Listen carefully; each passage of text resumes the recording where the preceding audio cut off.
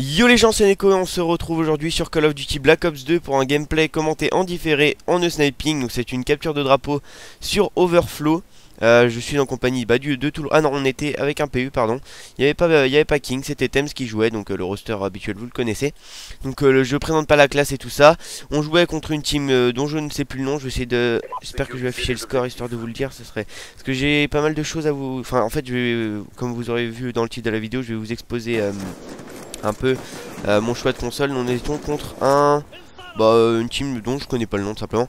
Ouais, donc j'ai décidé aujourd'hui de vous parler de mon choix de console à propos de la nouvelle génération. Donc après c'est mon choix personnel, hein, c'est juste pour ceux qui ne connaîtraient pas forcément, enfin qui n'auraient pas fait trop de recherche. Je voudrais vous donner mon avis. Et là vous voyez que King vient nous join pour nous coacher, donc c'était assez sympathique de sa part. Je vais enchaîner direct, je vais juste vous dire rapidement que j'ai changé de gamer tag. Donc je m'appelle désormais Pico Neko. Donc Pico, comme vous le voyez écrit dans la partie, et Neko comme avant. De toute façon je le mettrai sûrement dans la description en annotation, je sais pas du tout.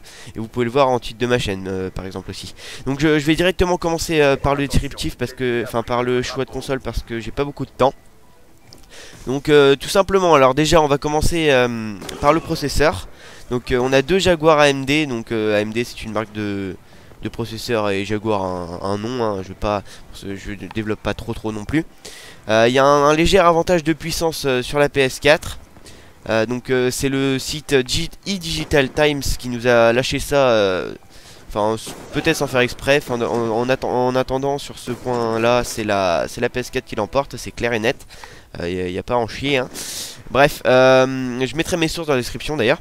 Donc au niveau de la RAM, donc pour ceux qui ne savent pas ce que c'est, alors comment l'expliquer, en gros...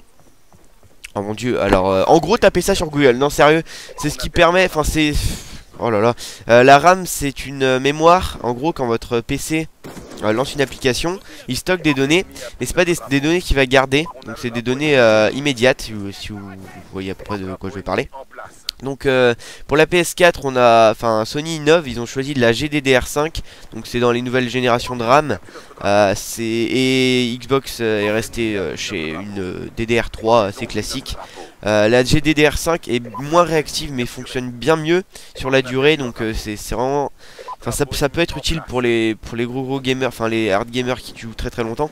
Mais la Xbox One choisit de prendre donc la DDR3 comme j'ai dit.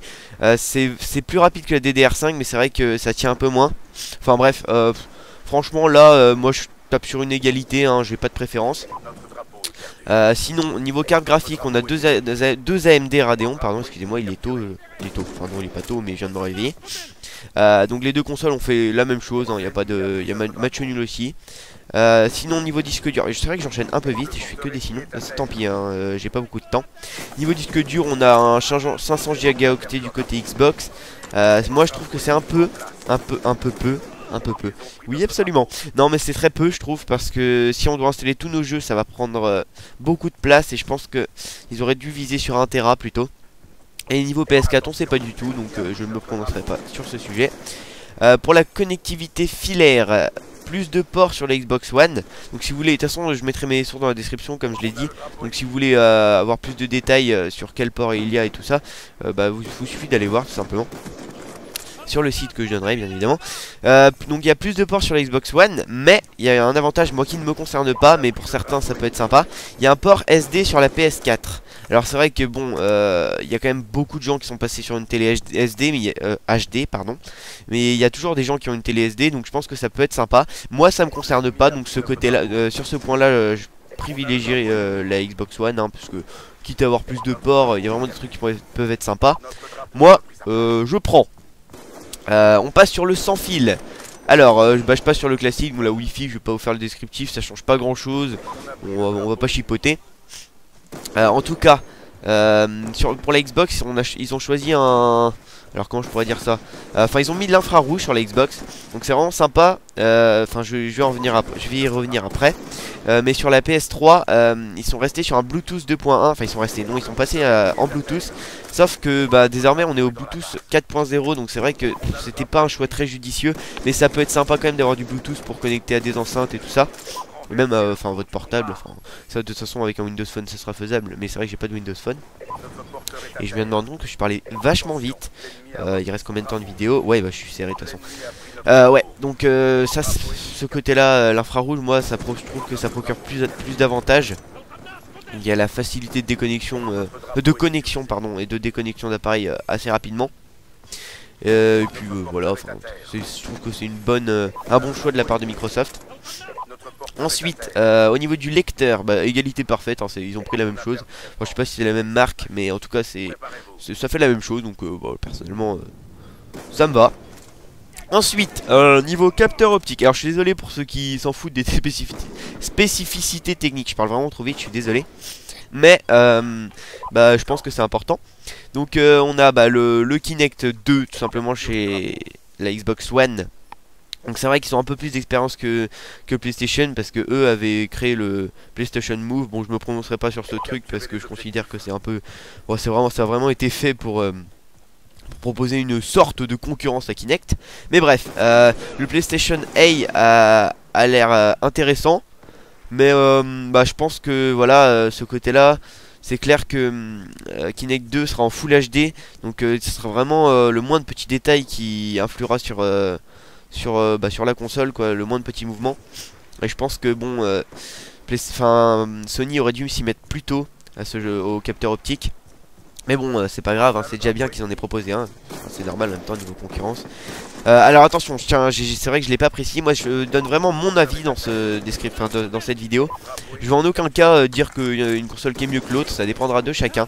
Et là je viens de taper la petite collette sympathique. Mais bref, sinon, bah, niveau spécificité technique, je vais arrêter de dire ce mot parce que c'est vraiment la galère. Je pense que je vais m'arrêter là. De toute façon, bah, je suis au bout, hein, quasiment. Il doit rester 2-3 petits trucs, mais pas très importants. Ensuite, niveau jeu et tout ça. Alors forcément, comme d'habitude, hein, Microsoft font pas trop d'efforts sur ce point là. Enfin ils en ont fait quand même pas mal sur cette console, c'est vrai. Mais quand même Sony reste devant avec un max d'exclusivité. Enfin tout ça, ils font vraiment un effort pour leur communauté. Même si il y a Microsoft, je crois, a proposé la première année 15 d'exclusivité Xbox. Donc c'est beaucoup plus que sur 360. Je sais plus de combien elle était par contre, hein, je suis désolé. Mais c'est vrai que ils ont vraiment bossé ça quand même, même si c'est toujours pas égal à la PS3, la PS4 pardon. Donc bah ce côté là forcément je privilégierais la PS4 s'il n'y avait pas Halo 5. Alors Halo 5, ils nous ont acheté le Spielberg pour faire la série et qui va peut-être aider à réaliser le scénar du mode solo. Alors là franchement victoire éclatante du côté Microsoft, parce que Spielberg, faut savoir que c'est mon deuxième réalisateur préféré derrière Tarantino, donc je pense que ouais là c'est même pas discutable, hein. Ensuite il y avait une petite dernière chose dont je voulais vous parler, je sais plus ce que c'est. Si c'est vrai que du côté lecteur, bon il n'y a pas de rétro compatibilité du côté Microsoft. Oh là là, je galère vraiment à parler, je suis désolé. Alors ça c'est un peu dommage, mais c'est vrai que de toute façon bon, il fallait que ça évolue, hein. Enfin, je trouve ça con parce que si Sony a réussi à le faire, je pense que ça devait être faisable. Mais comme l'a dit Wartech sur Fun Radio, oui, j'ai écouté Fun Radio, oui, j'ai supporté Fun Radio pour entendre ça. Il va peut-être y avoir une histoire de câble qui va vous permettre de transférer vos jeux de 360 à Xbox One. Donc ça serait vraiment cool parce que moi, c'est vrai que bon, de toute façon, je vais garder ma Xbox 360, ça c'est clair. Mais ça aurait été sympa de pouvoir jouer sur la nouvelle console avec.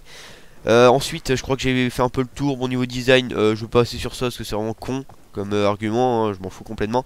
Design de la manette, alors moi bon comme vous le savez je préfère les manettes Xbox, elles sont un peu plus grosses. Et là si on arrive en fin de game, voilà, on récupère le flag, on finit sur un 5-3. Donc si vous l'avez remarqué, on perdait 3-0, on a tout remonté. Et je finis sur un score de 23-12. Bon, j'aurais pas eu le temps de vous parler des derniers trucs dont je voulais vous parler, mais je vous ai parlé du principal. On arrive sur la fin donc du gameplay. Je vous remercie d'avoir regardé cette vidéo. Je vous invite à donner vos avis en commentaire. Enfin surtout me dire ce que vous choisirez comme console et pourquoi. Enfin je sais pas si vous aurez assez de caractère, mais enfin bref. Je vous invite à liker, à commenter, à vous abonner si ça vous a plu. Et je vous dis à la prochaine. Allez, salut!